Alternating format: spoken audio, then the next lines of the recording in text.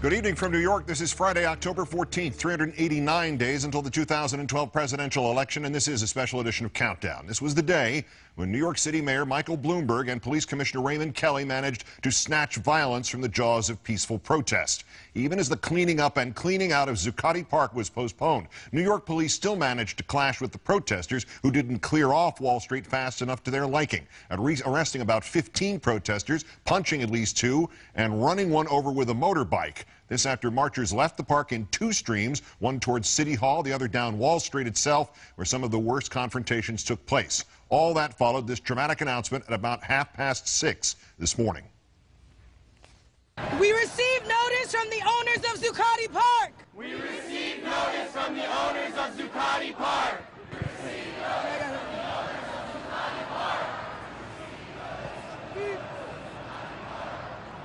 Brookfield Properties that they are postponing their cleaning.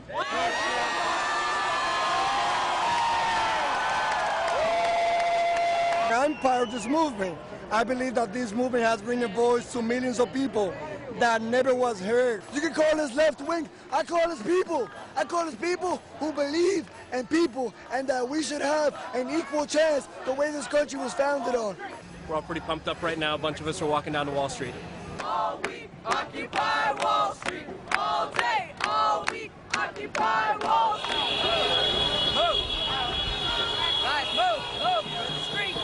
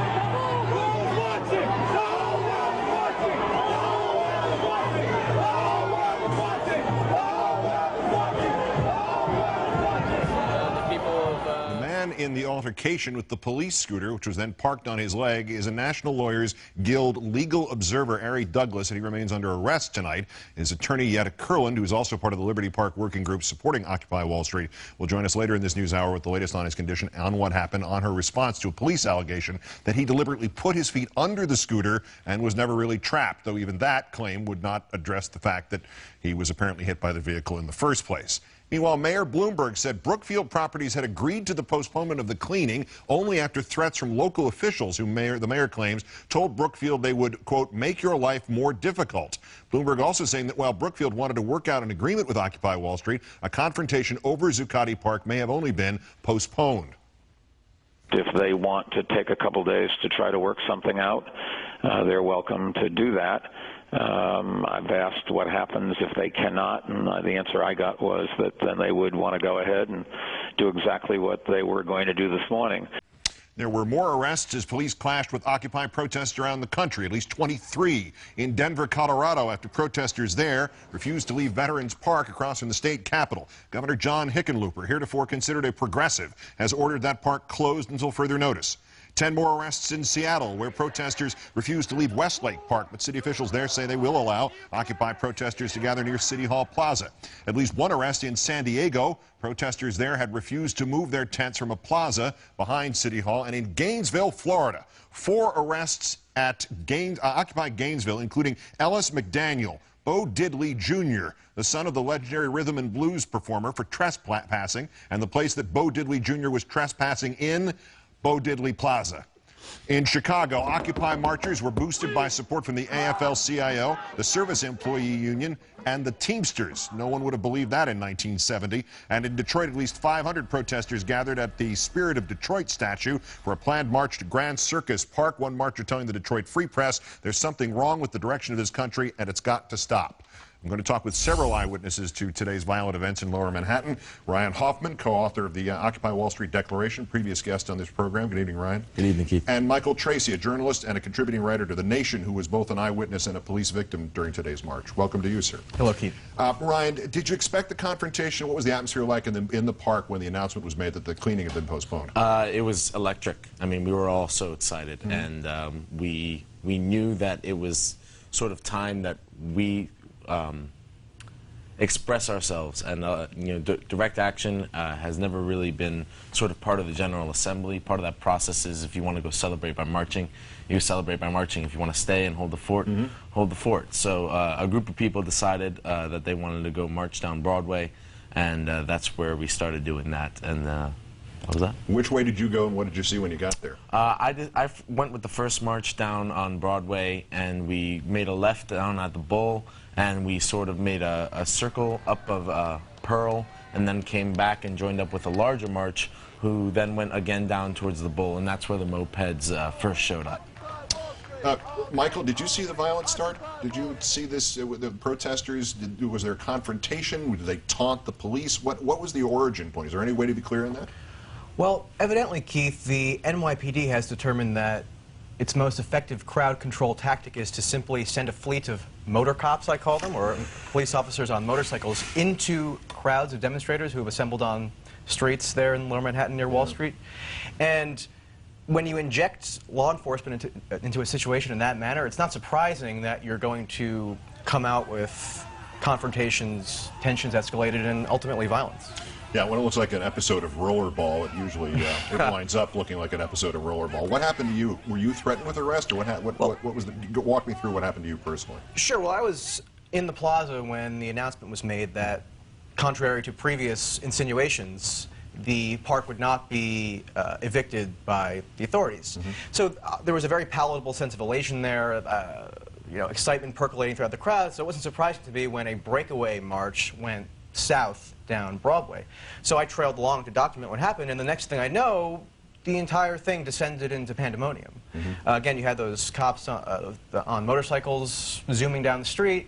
I witnessed a photographer who was kneeling on the ground taking a photo right directly in front of me just get pummeled by a police officer. I witnessed a police officer, actually a white-shirted officer, so a higher-ranking officer, a lieutenant, deputy inspector, etc., just outright clock a guy in the face, seemingly without provocation. And I have to tell you, we had the tape of that. That's your tape, right? That is my tape. The green video, as it were. Yeah, there's a video right now on Reason.com, Reason Magazine. I contributed a video report.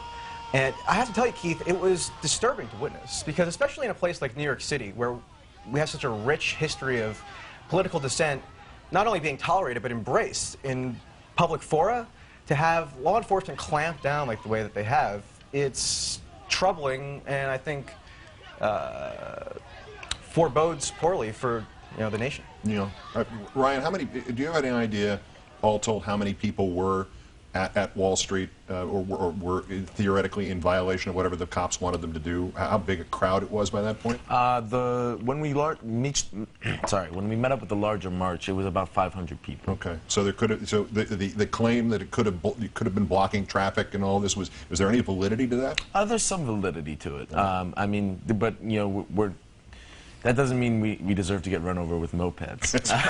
And I saw a police officer, while he was riding a moped, reach over his shield and give a protester a right cross. It was like something out of a Jason Statham movie. It was really intense. And to the NYPD's credit, they actually pulled that officer off of his moped. And I don't know if he's awaiting disciplinary action or not, but I know that he was pulled off. Give me your assessment on that. And we always talk about this: the ratio of aggressive officers, aggressive policemen, to use the generic term for officers, and the blue shirt guys. The ratio of the aggressive ones to the not physically aggressive ones, was it the usual mix, or was there more or less? I'd say it's always hard to tell, because you have a few certain individuals who decide to go above and beyond their call to inflict violence on protesters, and then you have individual police officers that I've had conversations with that are just there to do their job and don't want any confrontation, and those are the people that want to let us have our voices heard. And so it's hard to demonize the entire police force, but then you also have to take a look at their training. Over the past 10 years, every situation is a fatal threat. They've become so militarized that they don't know how to deal with peaceful protesters anymore, and I think that's a shame. Michael, all things considered, given what Ryan just mentioned about what has happened to a police force, and it's not just here, but it is largely here. It's absolutely true here. It's a distinct difference, and it has roots that are based in fact. It's not just paranoia. So one can understand where it comes from. Having said all that, do you have a sense that the message is in fact getting out? And perhaps when these confrontations occur, the percentage of the message getting out to the percentage of people around the country is in fact increasing because all of this only serves to draw attention to what you're doing?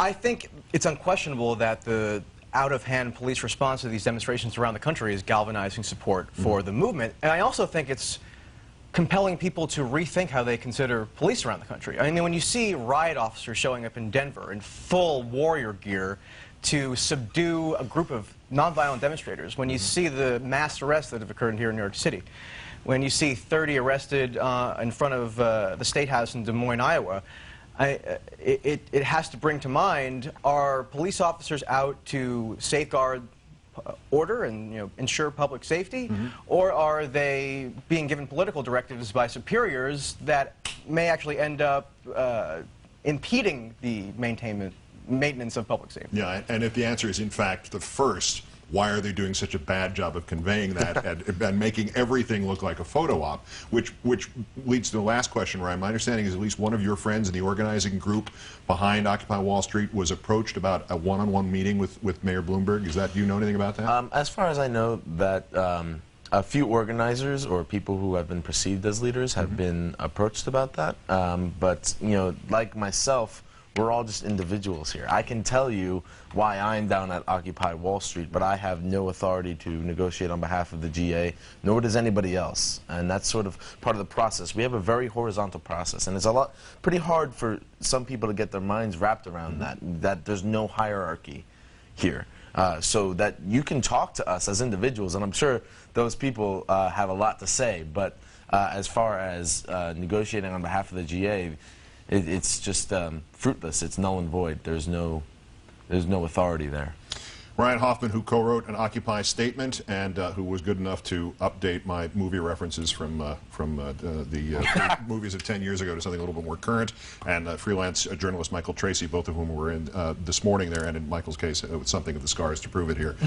Thank you, gentlemen, for coming in. Appreciate it. Thanks so much for having me, Keith. And we had hoped to talk to the man who was run over, collided with, however we want to describe it, that police bike, Ari Douglas, except, of course, he's still in custody despite his injuries. His attorney, though, joins me. That's next. This is Countdown.